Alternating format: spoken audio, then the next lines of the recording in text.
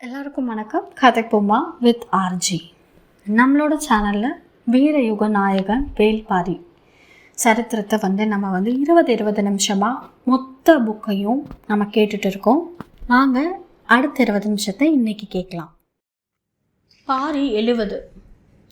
பொழுது விடிந்தது. ஆட்டத்தின் களைப்பை உதிர்த்தபடி ஊர் எழுந்தது. பாண்டியர்கள் படை வீடமைக்கும் செய்தியை சொன்ன வீரர்களை வேட்டூர் பழையன் தனியே அழைத்து கொண்டு போய்விட்டார். நீலனின் கண்களில் பட்டால் அவன் உடனே புறப்பட்டு செல்ல முற்படுவான். கீழ்திசை காவல் அவன் பொறுப்பு. என்ன சொல்லியும் அவனை தடுத்து நிறுத்த முடியாது. எனவே பாரி வந்து சேரும் வரை காவல் வீரர்களை நீலனின் கண்களில் படாமல் பழையன் பார்த்து கொண்டார். பொழுதாகி கொண்டிருந்தது. ஆண்கள் எல்லாம் ஆடிய இளைஞர்களை மிச்சம் வைக்காமல் திட்டி தீர்த்து கொண்டிருந்தனர்.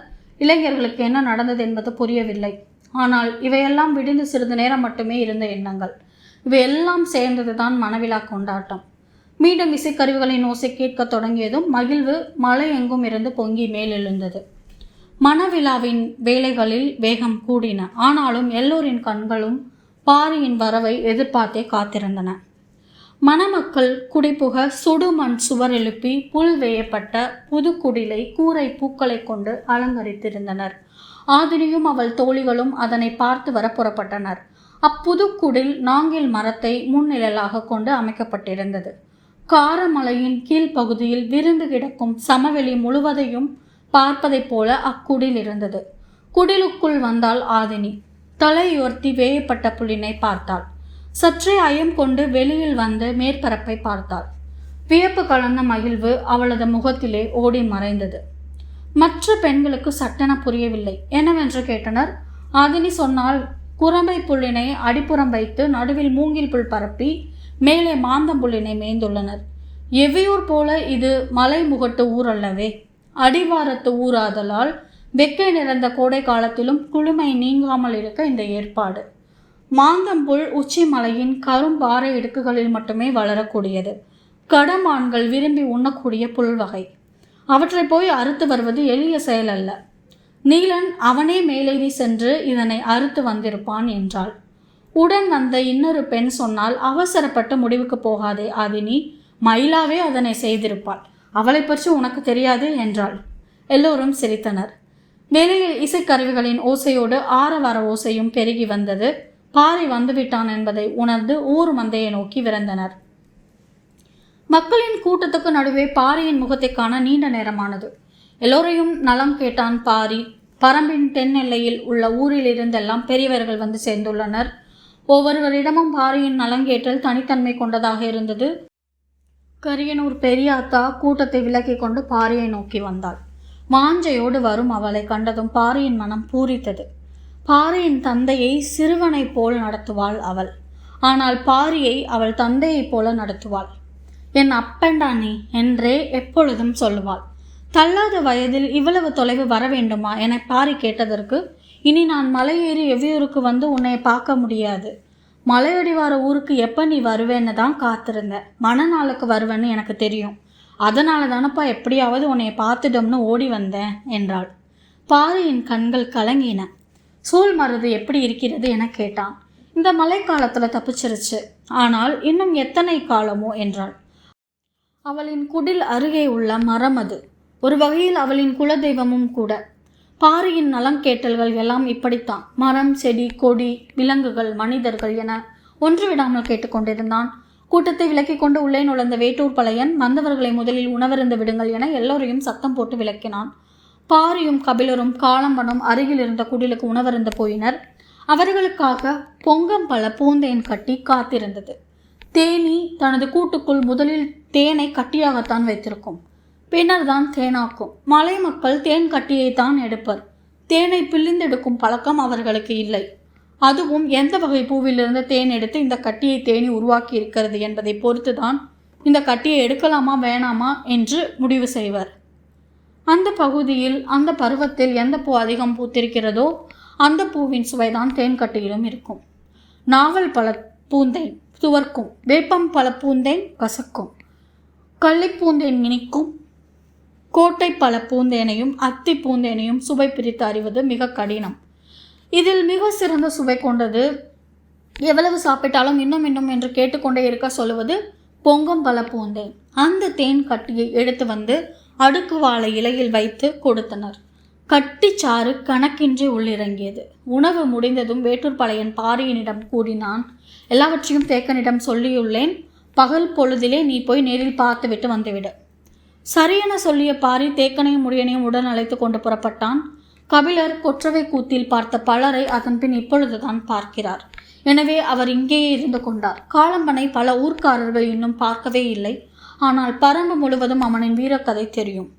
எல்லோரும் அவனை காண விருப்பப்படுவர். எனவே அவனையும் இருக்க வைத்து கொண்டார் வேட்டூர் பழையன். ஈகையன் பாரியை பார்க்க வேண்டும் என விருப்பத்தோடு இருந்தான். ஆனால் பாரி பொழுதுக்குள் போய் திரும்ப வேண்டியிருந்ததால் வந்த பின் பார்த்து கொள்ளலாம் என்று கூறிவிட்டார் பழையன். பாரியுடன் மற்ற இருவரும் புறப்படும் முன் பழையன் சொன்னான், பொழுது சாய்வதற்குள் மணப்பெண்ணை அவளது ஊரில் இருந்து அழைத்து வந்து விடுவார்கள்.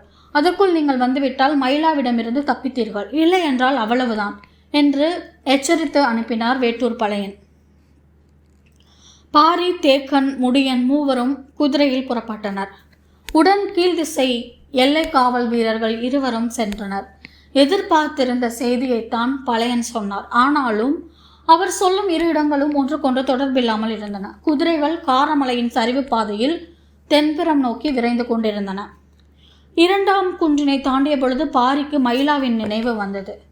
அக்குன்றின் அடிவாரத்தில்தான் அவளது ஊர்.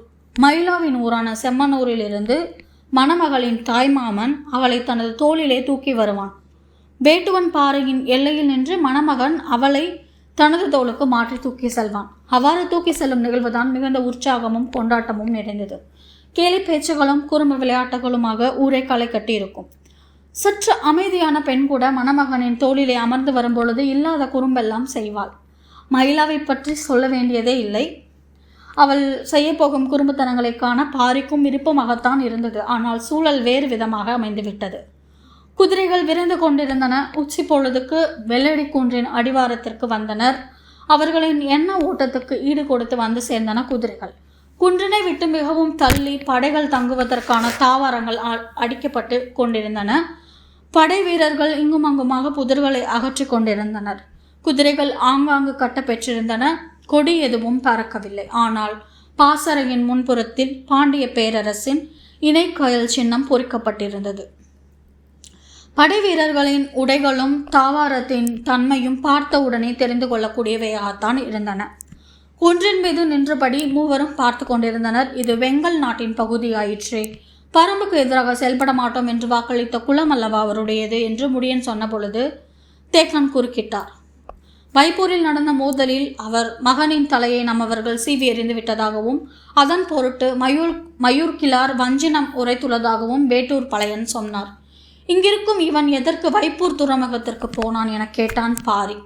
தெரியவில்லை. இளவரசனின் திருமண ஏற்பாட்டிற்கு போனவன் அப்படியே துறைமுகம் வரை போயிருப்பான் என்கிறார் பழையன். நடைபெற்று கொண்டிருக்கும் வேலைகளை கூர்ந்து பார்த்து கொண்டிருந்தான் பாரி. சற்று நேரத்திற்கு பின் புறப்பட்டனர். செம்மனூர்காரர்கள் வேட்டுவன் பாறையின் எல்லையை நெருங்கி கொண்டிருந்தனர். அவர்களை வரவேற்று மணப்பெண்ணை தூக்கிக் கொள்ள மணமகன் வீட்டார் ஆயத்தமாக இருந்தனர். நீலன் மாவீரன் தான். ஆனால் மயிலாவை தூக்கிய பின் கீழே இறக்காமல் ஊர் மந்தைக்கு கொண்டு வந்து சேர்க்க வேண்டும். அவள் செய்ய போகும் குறும்புத்தனங்களை இவன் எப்படி சமாளித்து தூக்கி வரப்போகிறான் என்பதை காண எல்லோரும் ஆவலோடு இருந்தனர். செம்மனூர்காரர்கள் எழுப்பும் பெரும் பறையின் ஓசை காட்டையே உலுக்கியது. ஓசை கேட்டு ஆடாத காலில்லை. தாய் மாமனின் தோளில் ஆடாமல் அசையாமல் அப்படியே உட்கார்ந்து வந்தாள் மயிலா. எதிர்கொண்டு வாங்க வேட்டுவன் பாறையின் எல்லையில் தொண்டக பறை முழங்க மணமகனின் ஊரார் காத்திருந்தனர். வந்தாள் மணப்பெண். தாய் மாமனின் தோளிலிருந்து தனது தோளுக்கு மாற்ற நீலன் அருகில் சென்றான். அவளும் இடம் மாறி உட்கார வசதியாக அவனுக்கு கை கொடுத்தாள். பறை முழக்கம் பேரிசையாய் எழுந்தது. சுற்றத்தார்கள் பூக்கள் சொரிய அளவற்ற ஆரவாரத்துக்கு நடுவே நீலனின் இடது தோளுக்கு மாறினாள் மயிலா. உரிமையோடு காதலியை தோளிலே தூக்கி செல்லும் ஆணுக்கு இருக்கும் ஒரு மிடுக்கு நடையை கண்டு மகிழ்ந்தது கூட்டம். நீலனின் திரள் கொண்ட தோளில் வசதியாக உட்கார்ந்து அவனது இரு கைகளையும் பற்றி இருந்தாள் மயிலா. என்ன செய்ய போகிறாளோ என எல்லோரும் ஆவலோடு அவளையே பார்த்தபடி வந்து கொண்டிருந்தனர். உண்ணி நழுவும் அவளை இறங்க விடாமல் எப்படி சமாளிக்கிறான் பார்ப்போம் என்று எதிர்பார்ப்போடு கூட்டம் கூச்சலிட்டு கொண்டு வந்தது. தொண்டக பறையும் பெரும் பறையும் ஒன்றாக இசைக்க கூட்டத்தில் பாதிக்கு மேல் ஆட்டத்தில் இருந்தது. நீலனின் இடப்புற தோளிலே உட்கார்ந்திருந்த மயிலா அதன்பின் அமைதியாக வந்தாள். நீலன் சிரமம் ஏதுமின்றி தூக்கி வந்தான். பாதி தொலைவுக்கு மேல் கடந்து விட்டனர். இரு ஊராருக்கும் வியப்பு ஏறிக்கொண்டே இருந்தது. சாதாரண காலத்தில் இயல்பாயிருக்கும் பெண் மணமகனின் தோளில் உட்கார்ந்ததும் பெரும் குறும்பு செய்வதும், எந்நேரமும் குறும்புக்காரியாக இருப்பவள் மணமகனின் தோளிலே உட்கார்ந்ததும் அமைதியாக அடங்குவதும் இயற்கைதானப்பா என்று பேசிக்கொண்டே நடந்தனர் சிலர். மலைப்பாதையை மறித்தபடி கிளை பரப்பி இருக்கும் மாமரத்தினுடைய நுழைந்து போய் கொண்டிருந்தது கூட்டம். பறையோசையில் மாமரத்தில் இருந்த பறவைகள் ஒலி எழுப்பியபடி கலைந்து பறந்தன. கலையும் பறவைகளின் படபடப்புக்கும் ஓசைக்கும் ஏற்ப ஆட்டத்தின் வேகமும் கூடின. தாளத்துக்கு ஏற்ப பலரும் ஆடிக்கொண்டிருந்தனர். திடீரென மொத்த கூட்டமும் பேரோசையை வெளிப்படுத்தி ஆரவாரத்தால் அலைமோதியது. முன்னால் ஆடிக்கொண்டிருந்தவர்களுக்கு என்ன நடந்ததென தெரியவில்லை.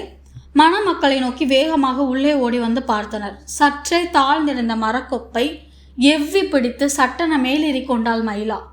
நீலன் திகைத்து போய் அப்படியே நின்றான். கூட்டத்தின் ஆரவார ஓசை காதை கிழித்தது. நீலன் மரத்துக்கு மேலேறி அங்கிருந்த தோளிலே தூக்கியபடி கீழிறங்க முடியாது. மயிலாவாக மனமாறி கீழிறங்கி அவனது தோளுக்கு வந்தால்தான் உண்டு. கூட்டத்தின் கொண்டாட்டம் இரு மடங்கானது. மயிலா யார் என காட்டிவிட்டாள் என செம்மனூர்காரர்கள் உற்சாகத்தில் திளைத்தனர். நீலனுக்குத்தான் என்ன செய்வதென்று தெரியவில்லை. மயிலாவின் மனம் இறங்கி வர என்ன செய்ய வேண்டுமோ அதை எல்லாம் செய்வதை தவிர அவனுக்கு வேறு வழி இல்லை. ஆணுக்கும் பெண்ணுக்கும் ஆதியிலிருந்து நடந்து வரும் போராட்டம் இது. இதில் ஒருவரை ஒருவர் வெல்வதை விட ஒருவரோடு ஒருவர் இணைவதே இயற்கையின் தேவை. அதுவே இறுதியில் வெற்றியும் பெறுகிறது. ஆனால் இப்பொழுது என்ன செய்வது என்று தெரியாமல் நீலன் விழித்த பொழுது மயிலா சொன்னால், என் கேள்விகளுக்கு நீ விடை சொல். சரியான விடை சொன்னால் உனக்கு எரி கிடையாது. தவறான விடை சொன்னால் மாங்காயால் எரி விழும். உனது எந்த விடை எனது மனம் தொடுகிறதோ அப்பொழுது நான் உன் தோளுக்கு இறங்குவேன். கூட்டத்தின் ஓசை முன்னிலும் கூடியது. இவ்வளவு நேரம் சமனூர்காரர்கள் வேட்டுவன் பாறையை சேர்ந்தவர்கள் என இருக்கூறாக பிரிந்திருந்த கூட்டம் இப்பொழுது ஆண் பெண் என இருக்கூறானது. மயிலாவின் சொல்லினை ஏற்பதை தவிர நீலனுக்கு வேறு வழி இல்லை. இதிலுள்ள பெரும் சிக்கல், அவள் பறித்து வைத்திருக்கும் மாங்கனி ஒவ்வொன்றும் உள்ளங்கை அளவு இருக்கிறது. அதில் எரி வாங்கினால் நீலனின் நிலைமை என்னவாகும் என ஆளாளுக்கு பேசி சிரித்தனர். முதல் கேள்வியை கேட்டாள். என் தாய் மாமன் உன்னை விட வலு குறைந்தவன். ஆனால் அவன் என்னை பூ போல தூக்கி வந்தான். நீ ஏன் இவ்வளவு அழுத்தி பிடித்து தூக்கி வந்தாய்? கேட்டு முடிக்கும் முன் நீலன் சொன்னான், நீ நழுவி ஓடிவிடுவாய் அல்லவா, அதற்காகத்தான். சொல்லி முடிக்கும் முன் சடசடவென விழுந்தது மாங்காயின் எரி. கூட்டத்தின் சிரிப்பு விண்ணை துட்டது. நான் உன்னை விட்டு எங்கேடா போகிறேன்? என் மீது நம்பிக்கை இல்லாமல் தான் அவ்வளவு இறுக்கமாக பிடித்திருந்தாயா என கேட்டபடி கிளையில் இருந்த மாங்காயை பறித்து பறித்து எரிந்தாள். அவன் எரி பொறுக்க மாட்டாமல் மரத்தின் அப்பக்கமும் இப்பக்கமுமாக ஓடி மறைந்தான். அவளோ கொப்புகளின் மீது இங்குமங்குமாக ஓடி ஓடி எரிந்தாள். அவனுக்காக இறக்கப்பட்ட பெண்ணொருத்தி, உன் மேலே இருந்த ஆசையில தான் இறுக்கி பிடிச்சேன்னு சொல்லாம இப்படி சொல்லிட்டானே என வருத்தப்பட்டு சொன்ன பொழுது அவளுக்கும் சேர்த்து எரி விழுந்தது. அதன் பின் நீலன் முன்னால் வந்து நிற்கவே நேரமானது. அவள் கடும் கோபத்தோடு கண்ணில் பட்ட பொழுதெல்லாம் எரிந்து கொண்டே இருந்தாள். அவன் ஓடி ஓடி மறைந்து கொண்டிருந்தான். பொழுதாகி கொண்டிருந்தது என்று மயிலாவை சமாதானப்படுத்தி நீலனை அழைத்து வந்து அவளின் முன்னால் நிறுத்தியது கூட்டம். அடுத்து என்ன கேட்கப் போகிறாளோ என்று பதப்பதைப்போடு இருந்தான் நீலன். அவளோ சற்றே கோபத்தோடு கேட்டாள், குழந்தை பிறந்தவுடன் எந்த மார்பில் முதலில் பால் கொடுக்க வேண்டும்?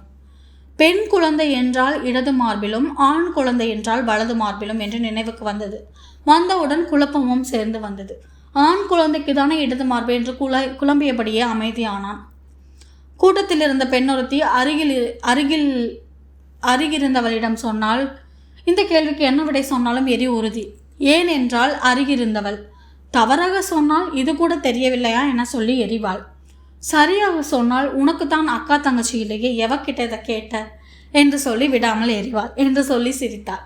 நீலனின் நிலைமை படுமோசமானது. எல்லோரும் எப்போது தொடங்க போகிறது என்று உற்று கவனித்து கொண்டிருந்தனர். நீலன் சொன்னான், நான் பிறந்த உடனே ஆத்தாக்காரி இறந்து விட்டாள். உடன் பிறந்தவர்களும் இல்லை. அப்படி என்றால் காதலி நீதானே இதனை சொல்லி தந்திருக்க வேண்டும். எதிர்பாராத பதில். மயிலா ஒரு கணம் திகைத்து போனாள். அவன் தன் தாயின் இடத்தில் அவளை வைத்து சொல்லிய சொல் மயிலாவை ஏதோ செய்தது. சற்றே அமைதியானாள். அவளின் வேகம் மட்டுப்பட்டதை எல்லோரும் பார்த்து கொண்டிருந்தனர். அவளோ உணர்வுகளை வெளிக்காட்டிக் கொள்ளாமல் அடுத்த கேள்வியை கேட்டாள். நம் குழந்தைக்கு பாட உனக்கு எத்தனை தாலாட்டுகள் தெரியும்? 3, 6, 10 என கூட்டத்தில் இருந்த பெண்களின் வாய்கள் முணுமுணுத்தன. அவளிடம் நீலன் மறுபடியும் எரிவாங்கக்கூடாது என எல்லோரின் ஆசையும் எண்ணிக்கையாய் வெளிவந்து கொண்டிருந்தது. நீலன் சொன்னான், ஒரே ஒரு பாட்டு. முணுமுணுத்த பெண்கள் தலையில் கையை வைத்தனர். கூடுதலாக சொல்ல வேண்டியது தானே, அவள் மீண்டும் எரிய போகிறாளே என்று பதறிய பொழுது மரத்தின் மீது இருந்த மயிலா கேட்டால், என்ன பாடல் அது? அதுவரை அண்ணாந்து மேலே பார்த்து கொண்டிருந்த நீலன் தலை கவிழ்ந்த மண்ணை பார்த்தான். கண்களை இறுக மூடினான். வைகையின் அலை கரை வந்து அடித்தது. நீரின் செந்நிறத்தை நினைவில் ஏந்தியபடி அகுதையின் பாடலை பாடத் தொடங்கினான். கூட்டத்தின் ஆரவாரம் கொஞ்சம் கொஞ்சமாக ஒடுங்கியது. எல்லோரும் அமைதியாயினர். அவன் பாடல் மட்டுமே காற்றங்கம் ஒலித்தது. மயிலாவின் கால்கள் மரம் விட்டு கீழ் இறங்கி கொண்டிருந்தன. இமை மூடிய நீலனின் கண்களுக்குள் வைகையை விட்டு காட்டுக்குள் ஓடிய குழந்தையை தெரிந்தான். அக்குழந்தை நகரும் செம்மூதாயை தொட்ட பொழுது தாய் அவளை தூக்கினாள். அவ்வரியை அவன் பாடும் பொழுது தன்னையே தூக்குவது போல் உணர்ந்தான். அவள் குழந்தையை தோளிலே ஏந்தியபடி காட்டுக்குள் நடக்கத் தொடங்கினாள். மயிலாவும் அதனையே செய்தாள். இப்பொழுது நீலனை அவனது தோளிலே தூக்கியிருந்தாள். நீலன் நினைவு மீண்ட பொழுது மயிலாவின் இறுகிய கைப்பிடியிலிருந்து அவனால் தன்னை விடுவிக்க முடியவில்லை. கூட்டம் இருவரையும் வணங்கி விலகியது. நெடுங்குன்றின் அடிவாரத்தை அடைந்த பொழுது அங்கும் அதே போன்ற தாவாரம் அடிக்கப்பட்டிருந்தது. படை வீரர்கள் புதர்களை நீக்கும் வேலையை செய்து கொண்டிருந்தனர். இணைக்கையால் சின்னம் பளிச்சிட்டது. ஆனால் வெள்ளக்கூடி குன்றின் எதிர்ப்புறம் இருந்தவர்களை விட இங்கு இருப்பவர்கள் எண்ணிக்கையில் அதிகமாக இருந்தனர். குன்றின் மீதிருந்தபடி பாரியும் பிறரும் அதனை பார்த்தனர். வெள்ளடி குன்றுக்கும் நெடுங்குன்றுக்கும் இடையில் பல காத தொலைவு இடைவெளி உண்டு. ஏன் இவரிடங்களில் படைகளை நிறுத்த எண்ணுகிறான் என்று கேட்டான் முடியன். என்ன நடக்கிறது என்பதை உற்று கவனித்துக் கொண்டிருந்த பாரி சொன்னான், இவ்விரு இடங்களில் படைகளை நிறுத்தவில்லை. இவ்விரண்டு எல்லைக்கும் இடையில் முழுவதுமாக படையை நிறுத்தப் போகிறான். சற்றே திகைத்த முடியன், இத்தனை காத தொலைவா? ஆம், இத்தனை காத தொலைவிற்கு நிறுத்தும் அளவிற்கு படைபலம் இருப்பதால் தான் அவன் துணிந்து வருகிறான் என்றான் பாரி. சிறிது நேரம் மூவரிடமும் எந்த பேச்சும் இல்லை. சற்றே பின்புறம் திரும்பி மலை உச்சியை பார்த்தான் பாரி. சித்தேரி முகட்டிலிருந்து இரு கூறாக பிளந்து சரிந்திருந்தது மலையடிவாரம். அவன் சொல்ல போவது என்னவென்று தேக்கன் கணித்தான்.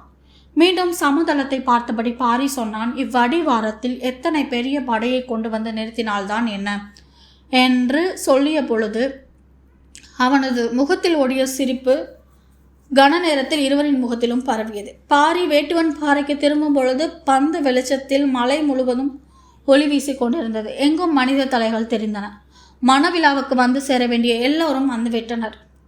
பாரியும் தேக்கனும் முடியனும் ஊருக்குள் நுழையும் பொழுது பொழுது அடைந்து விட்டதால் மயிலா கோபித்துக் கொள்வாளோ என தோன்றியது. ஆனால் பெண்ணை அழைத்து கொண்டு வரவே பொழுது சாய்ந்து விட்டது என்றனர். காரணம் கேட்டபொழுது மாமரத்தில் ஏறிக்கொண்ட மயிலாவின் கதையை சொன்னார்கள்.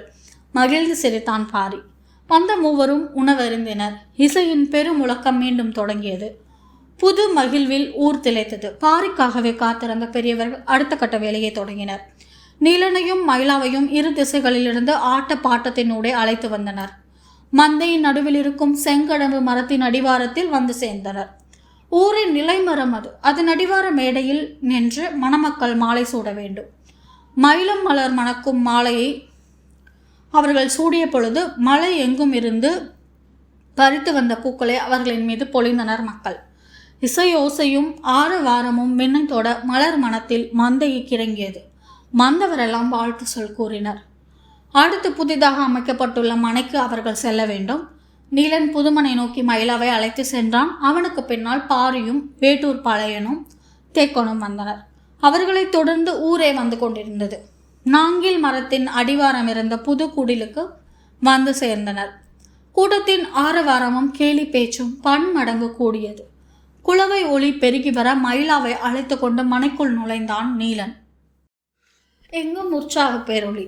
சற்று தொலைவில் பெண்களின் கூட்டத்தின் ஊடே இருந்த ஆதினியை பார்த்தான் பாரி. அவளின் கண்கள் அங்குமிங்குமாக தவித்து அலைந்து கொண்டிருந்தன. பழக்கத்துக்கு மாறாக இருப்பதை உணர்ந்து அருகில் சென்றான் பாரி. கலங்கிய அவள் கண்களில் நீர் பெருகி இருந்தது. இதோட பரம்பு மலையின் நாயகன், இயற்கையின் நண்பன் வேல்பாரியோட நம்ம பண்ணிகிட்ருக்கிற இன்னைக்கான பயணத்தை இதோடு நம்ம முடிச்சுக்கலாம். நாளைக்கு மேற்கொண்டு ஆரம்பிக்கலாம். இந்த பதிவு உங்களுக்கு பயனுள்ளதாக இருந்துச்சுன்னா கதைப்போமா வித் ஆர்ஜி சேனலை லைக் பண்ணுங்கள், ஷேர் பண்ணுங்கள், கமெண்ட் பண்ணுங்கள், கண்டிப்பாக சப்ஸ்கிரைப் பண்ணுங்கள். தேங்க்யூ.